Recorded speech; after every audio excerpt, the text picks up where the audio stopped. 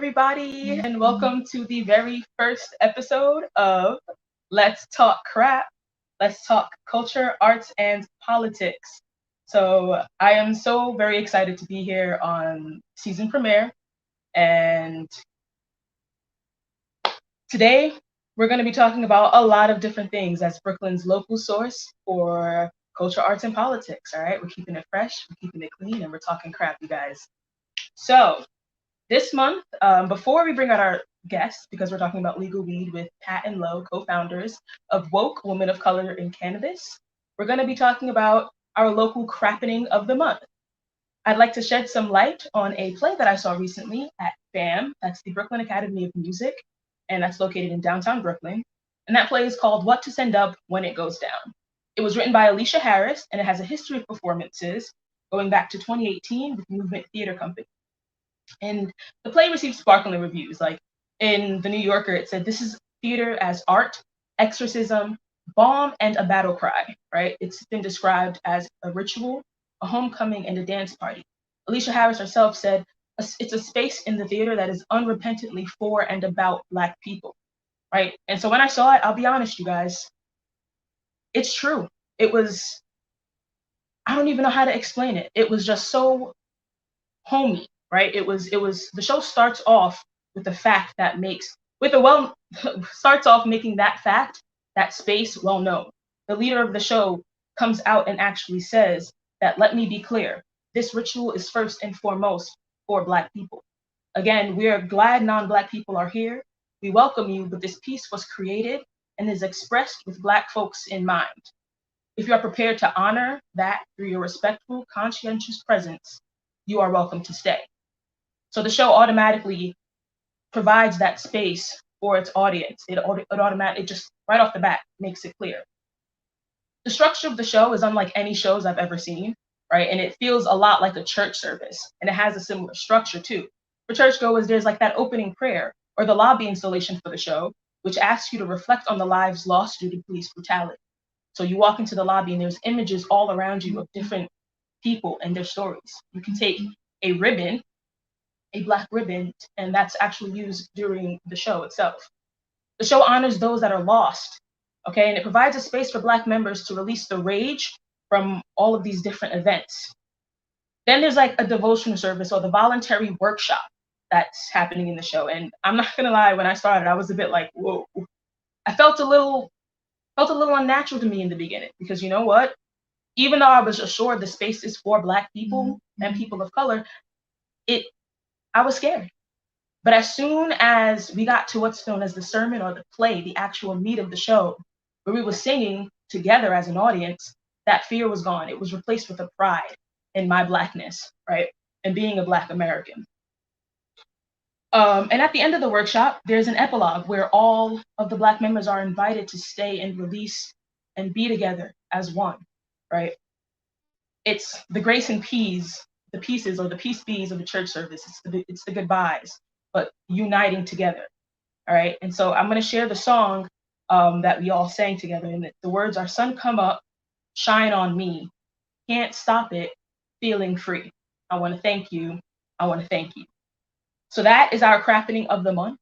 I really hope that someday the show becomes available again. It was available last at BAM, the Brooklyn Academy of Music. And we also even hope that maybe if the cast or the playwright of the show, Alicia Harris, sees this, that she'll want to come on the show, Let's Talk Crap, and talk about her show. Now we're going to switch gears and move into our crappic of the day, New York State's recreational marijuana. And the reason these two things are connected is because these women, Pat and Lo, are also curating a space for Black women and people of color. The mission of WOCC, connecting women of color and allies in the cannabis community to dismantle industry apartheid. These bad bosses are Brooklynites, so we're so excited to have them on our season premiere of Let's Talk Crap. Who knows Brooklyn better than Brooklyn, y'all, right? So without further ado, I'd like to bring out Pat and Lo of WOCC. Hi, everyone. Hello, how are you guys tonight? We're great. We're great. How are you? I'm good. A little nervous.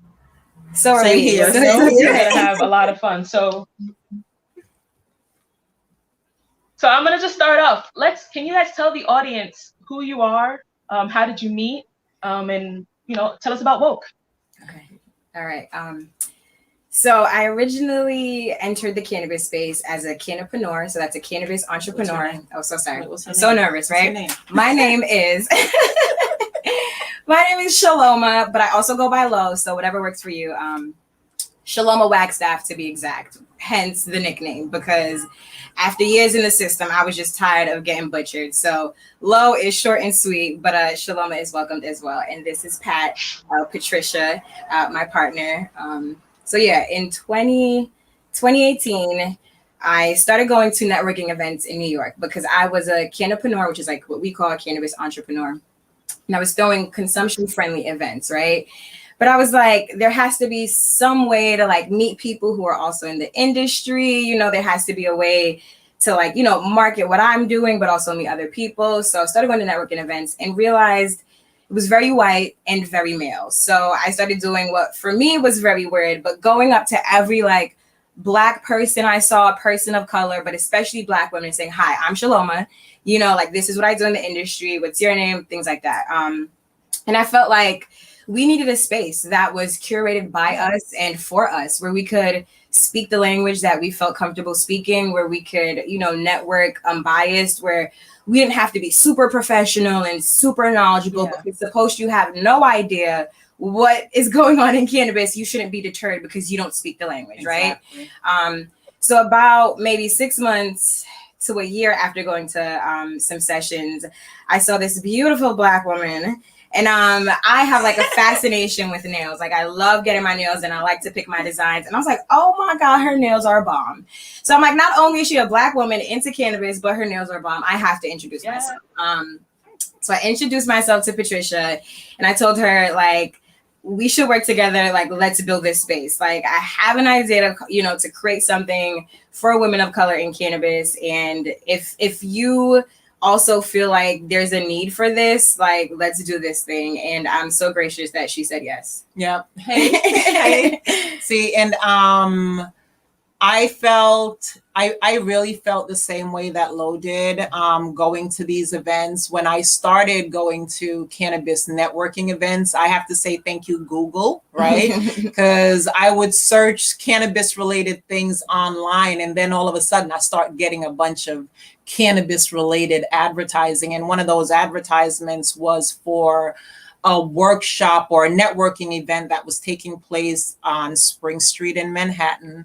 So I bought a ticket and I went to it. And when I walked into the room, it was like going into a Wall Street networking event. It was suits.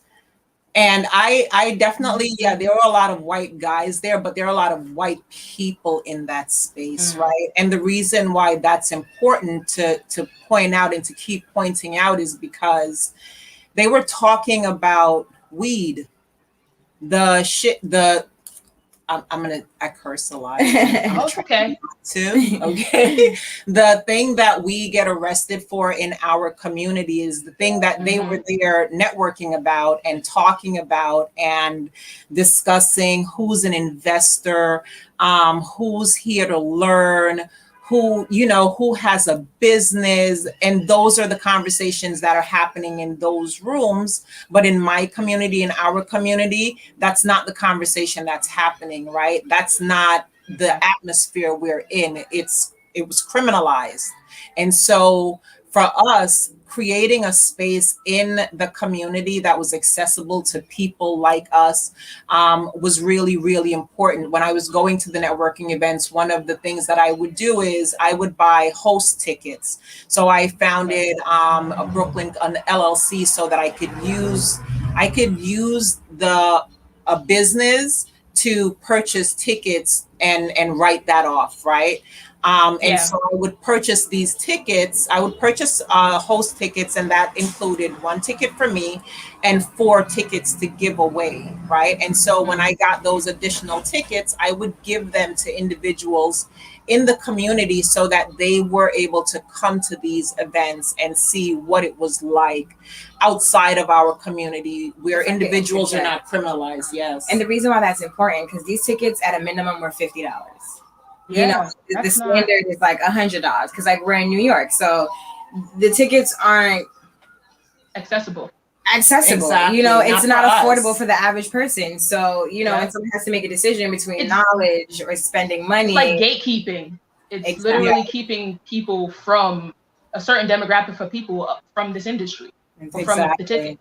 Like, okay, so that's why it was important for us to do what we do. And then with WOCC, we don't charge individuals to attend our workshops, which is something we'll talk about soon. Yeah.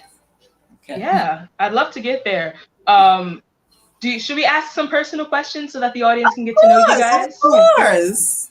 Let's talk about your personal marijuana consumption.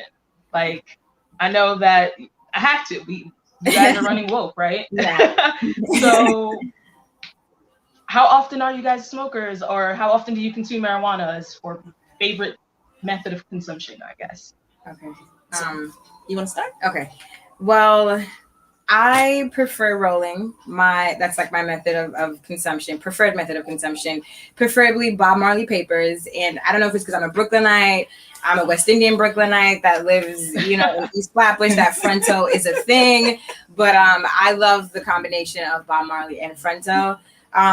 Before COVID, I would say that I was like a healthy consumer, you know, maybe like twice a day, you know, like sometimes maybe 3 times a day, but I will be open and honest, and, you know, I'm going to live my truth. And yeah, since COVID, I can definitely say we're like 5 times a day because I'm working from home, and I can only speak for myself. I'm still highly, and we were talking about this earlier, but I'm so highly efficient, you know, when I'm under the influence, if that's what we want to call it. But I don't ever find it an impediment of mine to consume and, you know, work, clean the house, knock things off my to-do list. So, around 5 times a day. Yeah. Well, for me, I have 2 forms of 3 really, 3 forms of consumption, but my favorite is definitely smoking the flower. I love the ritual of the crush, the roll, the washing, the backwood, and backwood is definitely my favorite form of paper. I don't like paper. That's not my thing. That's just not my thing. Okay. But I definitely good to know. Yeah, I just like to roll, right? It's very meditative to me. It's and how often I wake up in the morning, I put on my my teapot. I take out my rolling paraphernalia. I roll, and I have coffee and cannabis every morning. That's just how I start my day. And then what that also does is it forces me really to start my day early, right? Because I have a 13-year-old at home. I'm the mom of 4. My oldest is 33. My youngest is 13. And so our 13-year-old is home. And so for me to get up in the morning before anyone else in the house is up and just have my coffee and cannabis is just the way I like to start my day. It allows me to just really, really focus and be intentional in what I am going to do for the rest of the day. So yeah. Oh, and how many times? Oh, That's definitely. I'm in the morning and before I go to bed. That was normal. Definitely during COVID, it is in the morning, after lunch, and in the evening before I go to bed. And you did ask, I believe, before about your strain, right? Your favorite strain. Yeah. So, what's your preferred, your favorite strain, and can you explain the differences between certain types of strains for our audience members? Oh, definitely. So there are 3 types. There is indica, sativa, and hybrid. And how we like to explain the indica is that when you have indica dominant cannabis, you're in the couch. You're chill, right? You're just in the couch. And when you have a sativa, you're up, right? It's like you want to just move. So and then a hybrid is both. So you're getting both a sativa and indica to make that hybrid. Sometimes you can have a sativa dominant or an indica dominant weed. So yeah, those are the different types. And my favorite is actually, my preferred is Blue Dream. That's a hybrid, but my favorite is Presidential Purple. And we agree on that, girl. Like I'm also a hybrid person as well, and that the Presidential Purple is it. It's definitely. It smells like guava. It looks beautiful, like you said. The aroma, it smokes well. It's an enjoyable experience. Yes. Yeah. It just smells happy. Yeah. It smells really like a tropical. I'd love to see what that looks like. We've been trying to find it ever since that one time. Yeah, like a year ago. So we recommend that to anyone who is interested in experimenting with a hybrid. Good to know. Purple. Presidential Purple. Yes. All right. If you be on the lookout for that. Yes. Yes. So I love this, like the open and honesty, like the open and honest conversation. This is important to have. Let's talk about woke, right? You guys have some different agendas and things because this is your lives, right? Yeah. What are some industry experiences that sparked the creation of woke? Okay. So when you say industry experience, what do you mean? I guess, you know what, honestly, I guess we already answered that question. You know, the fact that you guys that it was sort of singled out being the sole, not necessarily the sole Black woman, but Black women in general being in that field.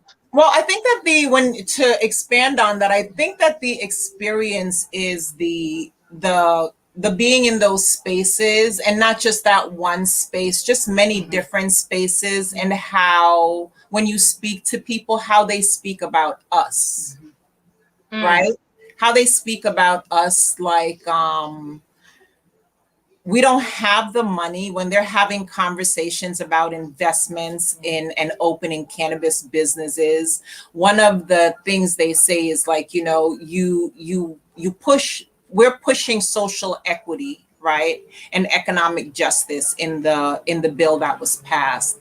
But before that happened, the question was, and it still is for some individuals, okay, so you give licenses to people, poor people, really, let's talk about it, to poor people, right? You are going to give grants and such and licenses, but those businesses are going to fail because social equity alone is not enough, right? So when those individuals are having those conversations, they're not talking about the solutions. It's just a known fact to them because at the end of the day, they don't want us to succeed. They want to be able to be in our neighborhoods, open dispensaries and in our communities, right? And for us to be the buyers and the consumers, but not the owners, right? And so for us, the reason it was really important for us to start woke is no one else was going to come here and do this for us, and we didn't want anyone else to. We didn't want anybody telling us how we should feel about legal weed, about it legalizing in New York, how our community should be benefiting. What we're here to do is to show individuals what's possible and to provide the tools as best as we can here. We're a small organization, right? But to provide those tools to community members, that's what and that's why we created woke. I love it.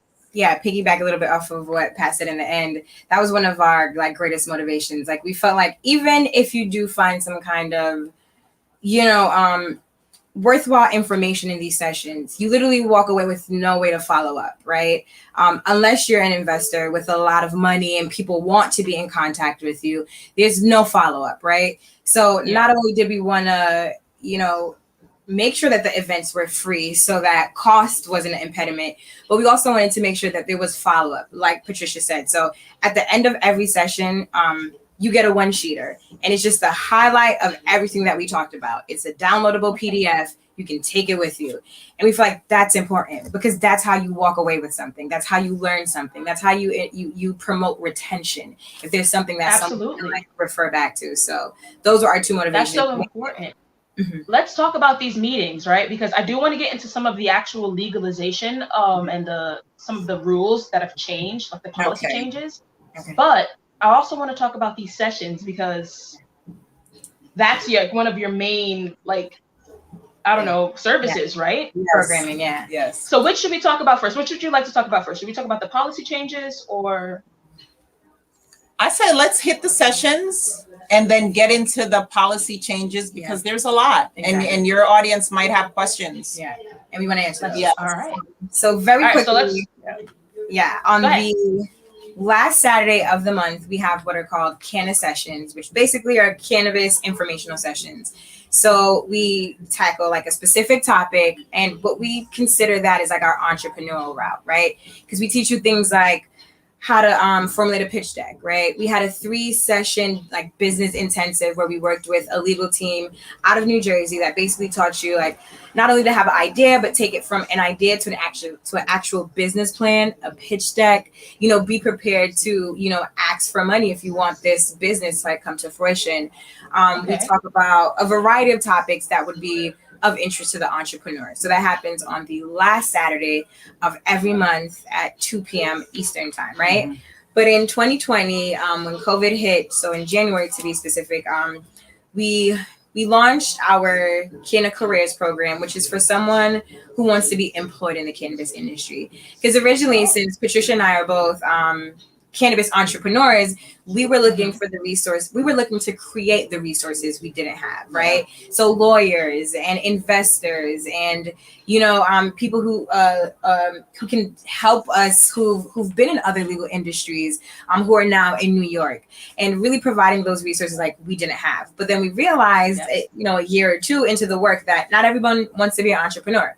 There's some people who want to be employed, and there's also a barrier to information seeking employment, especially because everyone's first question, or I should say first issue, is I don't have any experience. It's a new market, right? Especially if we're talking about New York, which is where we're based. So it's like, how do you enter a market when there's literally no precedent for what they're looking for? And we tell people that's a bonus, that's a benefit, because what we teach in Canna Careers is transferable skills. So similar to Canna Sessions, where we highlight a different part of the entrepreneur journey, in Canna Careers, we talk about the different business opportunities in cannabis. So we talk about cultivation, we talk about compliance work, we talk about retail work, which is just dispensary work. So there's different aspects. We're going to eventually talk about packaging, manufacturing. We had a session on manufacturing actually. So it's like, if you want to be employed, they're looking for people along the spectrum. They're looking for people that are entry level, but they're looking for people with manager experience. And you can be, just to give you an example, if you've worked in a, what do you call the people that give you medication? Pharmacy. If you work in a pharmacy, yes, 9 times out of 10, you can definitely work in cannabis. In fact, you have preferred experience. If you've worked in any regulated market, you have preferred experience. So if you've worked in liquor, you have preferred experience. Anything that requires you to track product, you have preferred experience. So that is good to know. Exactly, right? So people don't know a lot of those things. So that happens on the first Saturday of every month at 2 p.m. So if you're interested in being an entrepreneur or you're interested in being employed, we have 2 options for you. Always on the weekend, which is also very important to Patricia and I, because like she said, we're from the hood. We understand that a lot of people work Monday through Friday, 9 to 5. So having to go to a networking session at 7 o'clock, oftentimes in the city, and pay $50, nobody wants to sign up for that. But we do it on Saturdays. It's free and it's at 2 p.m. You can sleep in, you can start your day, and then you can learn some information. So we were intentional about like every step of the process so that nothing is a barrier to getting this education. I like to. That's incredible. It's $1. It's $1. Eventbrite charges $1. Yeah. So it's $1 minimum. It's $1. Yeah, she's absolutely correct. Like, don't be spreading information. No. Yes. So these sessions are $1, but you also have a membership at Woke World, right? Yes. So what's the difference in those opportunities for people? Okay. So when you join the membership, basically you get access to all of the sessions. So when we say all the sessions, specifically the Canna Sessions for the entrepreneurs. So usually if you don't attend a session, you don't have access. It's unfortunate, but you'd have to just join the next session. And it may not be on a topic that you're interested in. But if you join the membership, you get access to even the very first session that we had at the Brooklyn Pride Center in 2018, you know, so you have the entire journey. You get access to the recording. You also get access to the one-pager, the downloadable one-pager, but you also get access to the presentation as well. Because sometimes you don't want to hear us talk. You just want to look at the presentation, and that's fine too. So you get access to all of that information through our membership.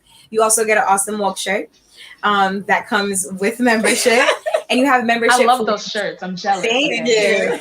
And you get membership for an entire year. So you're able to not only access all the past content, but you're able to say, okay, I can miss next week's session because I have to go to a birthday party because I know I get the content in the membership. So it gives you a little bit more fluidity in accessing the content and not having to attend every Saturday session. That's great to know. And if you want to check out more information about these memberships and the sessions, the Canna Sessions and the Canna Careers, check out woke.world. It's scrolling down the screen, guys. Check it out. We have a couple of minutes left. We might run over time, which I'm okay with, personally speaking, because I do want to get some questions for the audience. But I want to go into this legalization, the policy changes, right? Okay. We all know how much we smoke and how much we consume and how much you consume. Thank you for sharing. Yes. And what you're providing in the industry for people. But what about everybody else who doesn't want to, get into the business? How can we safely enjoy our friendly neighborhood buds? Yes. So the first thing we're going to do is a shameless plug, which we're okay with. And we hope you are too. Yeah, of course. That was going to be a question, right? So we wanted to once again arm people with information. So we know a lot of people like to roll with tips or filters. So what we created were our very own woke filters. I don't know if you guys see that, but it's perforated. And on the back, you have, how do we do this? You see it? You see it? Information about legalization. So we're just going to read it off to you guys because we feel like it's going to answer all your questions. So you can't smoke anywhere you can smoke cigarettes. So anywhere that cigarette smoking is allowed, you now can legally smoke cannabis. You cannot smoke in your place of work, parks, or on public transportations or in bars. I know that I've noticed a lot of people smoking in parks. And it really is a no-go, right? Because one of the things that the individuals who are not for cannabis legalization talk about is that we are trying to, influence children. And when we think about the fact that our parks are not just for us, it's for our children and for our community to enjoy, right? So there really should be cannabis etiquette. We should really be thinking about our community members when we are partaking of cannabis. But we'll continue. Side question. Do you think there should be designated smoke zones in a lot of parks that the city should maybe start providing these things, or? I don't believe there should be designated smoke zones in parks, right? I believe that what the MRTA allows for are cannabis lounges, right? Consumption lounges, which are working in other communities where cannabis is legal. And the benefit of doing that is that individuals in your community can be the proprietors of those consumption lounges, right? But if in a park you have designated smoking zones, then I think it's a slippery slope. Very. Because then if we're saying cannabis is allowed, if the law is anywhere you Yep. can smoke cannabis, you can smoke cigarettes. Yes. Then cigarette users can say anywhere you smoke cannabis, you can smoke cigarettes. Exactly. So then we can't say that those smoking zones would be cannabis only. And I think it's a slippery slope. But like Patricia said, it's smoking etiquette. Here we go. Yes. So we can't tell you what to do. If you like smoking in the park, that's your business. But by law, it is illegal. We like smoking in the park too. Yeah. We ain't even gonna lie to you. Right? But now it's the law and it is illegal. So beware. You cannot smoke in your car. Even if your car is parked, even, the car, the key is not in the ignition. If you are in your car, you cannot smoke. I know that's not what we want to hear. But once again, it is the law. Also, there is discussions to kind of figure out if there's any way to create some kind of breathalyzer for cannabis. Right. So we know that it's Okay. something that's happening. It's something that's included in the law that passed. So we know that eventually they are going to try to figure something out. We do know right now that there hasn't been any kind of scientific proof or promise on any technology that could demonstrate impairment because of cannabis. So we'll see how long they actually take to create something, but we know it's discussions that are going to be continuous, and eventually it will happen because it's written into the law that it has to happen. So, but the moral of the story is no smoking. Got you. And I just want to see, there's a question down below, says from Amy Gutierrez, what about a facility in general? Is it like the same concept like a hookah lounge? And I think that is, you were talking about how there's the cannabis lounges. Is that correct? Yes. Yes. So a consumption lounge, you could smoke there, right? You can partake of cannabis. You would not be in those spaces. They would not be able to serve alcohol. Yeah. So that's Okay. the one drawback. Yes. So definitely. Yeah, no mixing. Right. And then, keep going like, with the but changes. also like with the car thing, I like to tell people that you don't smoke in your car because we fought for the right to smoke everywhere else. Exactly. Right? And There the you go. smoking in your car That's is smart. the one thing. It's the one thing really now that can get you in trouble for smoking cannabis. You can smoke anywhere. You can smoke as you're walking down the street, Waiting for the bus. anywhere you would smoke cigarettes, but getting into your car can get you a ticket. Right? It's treated the same way that alcohol is treated, except that they can tell if you're intoxicated, right? But they cannot tell if you're impaired by cannabis, which we know is not possible. Yeah. Right? Okay. All right. Next. I love this. You can carry up to three ounces on Three your whole person. ounces. 3 whole ounces, Yes. right? And when I say carry, you can have like a Flavor Flav like chain of bags of bud on you. You can show that. I love that. And no one can say anything because it's 3 ounces, okay? 3 ounces Wow. on your person, Yes. in your bag. And if your shit stink, like some of this stuff does now, don't you worry about it. Yeah. They can't do anything to you. Okay, yes. Yes. This one is important. So odor cannot be used for a reason to stop you. Now we know that's that's a really good one. New York has a history of stop and frisk, and a lot of times it's I smell weed. Yep. You smell. I smell like there's smoke in the area. So now, like Pat said, you can be as loud as you want to, and they can't say anything about anything. You could be on the train, on the bus, in commute, walking down the street. You could give an officer a hug if you're into that kind of thing, and you could be as loud as you want to be, and nothing. That's will great. happen. Yes. And just to give people a quick comparison, how quickly do you go through an ounce? Oh, that takes some time. For me, Okay. No, for me it does. At 5 joints a day for low. yeah, because that's like an eighth I feel like that's like days. So if you do the math, let's say a week. I'm about to say like 2 weeks. 2 weeks. Say out 2 to 3 weeks. See, for me, if I have an I'm sharing, right? It's so nice. Really. So Yeah. that's the comparison, you guys know. That's how much an ounce is. Hello. Yeah, yes. 2 weeks to a month. 2 to 3 weeks Yeah, to a Yeah, month. 3 of those bad boys. Okay. 3 of them. And All right, then what's the next one? lastly, we're going to do one last one. Yeah. Cannabis convictions are expunged immediately and automatically. Yeah. Oh wow. So if you were wondering to yourself, like, I know this, I got caught up, I got arrested. You know, I had some cannabis on me. It's on my record, even though it's been like 2 years. They said I would be good after 6 months. Is this thing still rolling around? Yeah, it's not. It was. But now it's not. That's right. Because it's automatic and it happened. So it is automatic, right? The law, MRTA, which is the Marijuana Regulation and Taxation Act, we'll keep referring to the MRTA to make it easier. Check out that website as well. Exactly.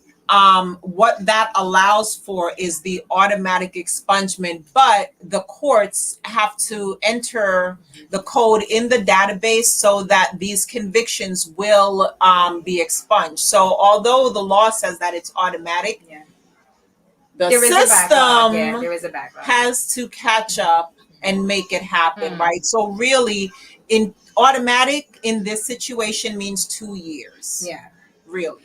But it should no longer be an impediment. So that's the automatic that means something. Exactly. That no longer in background checks or anything like that do you need to be concerned if you had one of the, because we know there's some misdemeanor instances where it would not appear, but some people do have some instances, and that's why this law, once again, MRTA is awesome, is because and we plan to discuss it a little bit later, but it really opened the scope of what is now accessible. So when we say automatic, in a lot of people cases, they can now start to apply to jobs. Yes. They can now start to really participate in the community that they were unable to before. So yes, that's oh my God, that's such a great thing to know. I want to take some questions from the audience. So audience, if you have any, drop them down. We are a little bit over time, so what I think we're going to have to do, I want you guys to come back. We should have to do a part 2 to this to maybe demystify some of the common myths about cannabis, and continue to talk about some of these policy changes. If that's okay,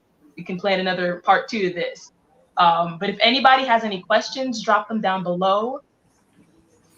And let's do a little couple of final remarks while we're doing that. Is there anything you guys want to just shout out to the audience beforehand, as they're giving their last question? Sorry. Yes. So the Canna Careers, all of that content is free. So unlike Canna Sessions, you can go on our website right now. If you click the Canna Career tabs, you can see the footage from all of the past 4 sessions. You can get the downloadable PDF as well. So if you want to be employed in the cannabis industry, all those resources are 100% free. You can get these crutch cards, right? So the perforated cards, which are smoker friendly. These are tips if you're a smoker. They're going to be in our store. We are a 501c3, so anything you donate is tax writable. So we encourage you. We're doing 5 of these for $5, and there's 6 strips. So we think that's quite a deal. Yes. And they're printed on hemp, so they're super sustainable. And also, if you're in the Brooklyn area and you're interested in comedy, we're having our first comedy fundraiser show this Thursday.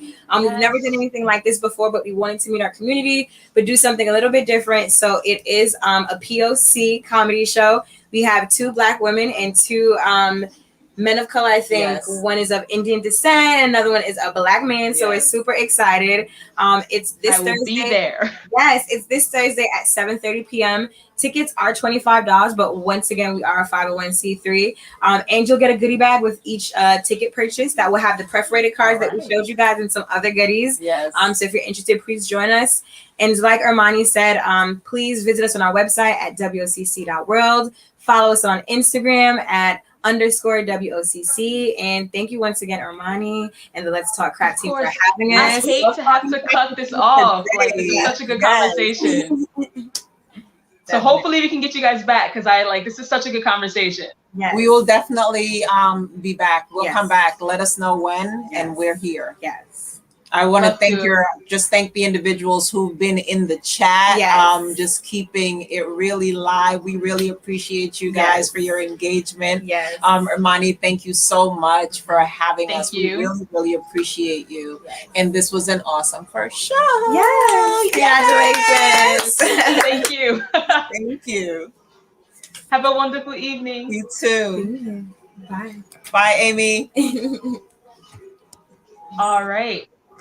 Anita, thank you so much. And